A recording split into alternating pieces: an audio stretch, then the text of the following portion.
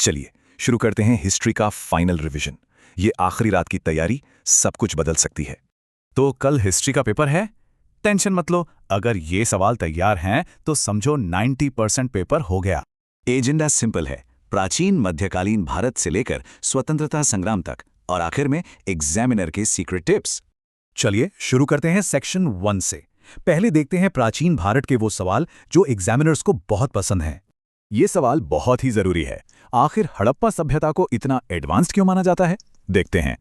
और हाँ, ये कीवर्ड्स मत भूलना, नियोजित शहर, जल निकासी प्रणाली, मानकीकृत ईंटें, इनसे ही नंबर मिलेंगे।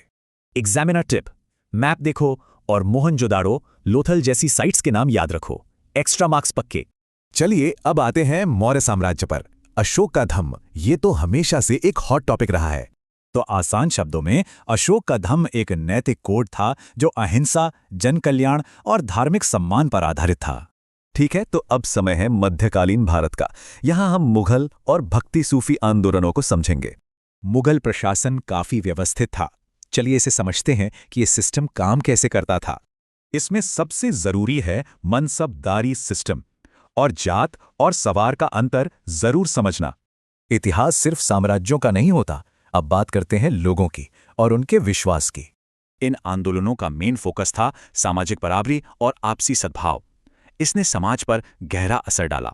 चलिए अब बढ़ते हैं आधुनिक भारत के सबसे अहम दौर की तरफ, स्वतंत्रता संग्राम। ये सवाल तो लगभग हर साल आता है। इसके कारण और परिणाम दोनों ही बहुत जरूरी हैं। जवाब को राजनीतिक, आर्थिक और सामाजिक धार्मिक पॉइंट्स में बांटना, और हाँ, तत्काल कारण तो लिखना ही है। विद्रोह का सबसे बड़ा नतीजा सत्ता का हस्तांतरण और बांटो और राज करो की नीति की शुरुआत।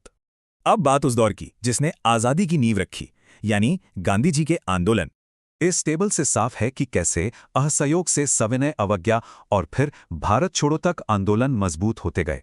ठीक है, सिर्फ पढ़ना काफी नहीं है, जवाब लिखना भी एक कला है। चलो देखते हैं एग्जामिनर को इम्प्रेस कैसे करना है।